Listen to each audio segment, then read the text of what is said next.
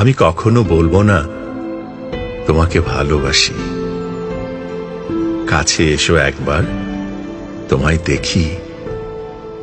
শুধু কান দিয়ে নীরবে আমার কথা শোনো। শ্রুতি কেমন, কণ্ঠ কি বলে, তখনই বুঝবে তুমি কতটা ভালোবাসি তোমায় আমি। আমি কখনো বলবো না তোমাকে ভালোবাসি।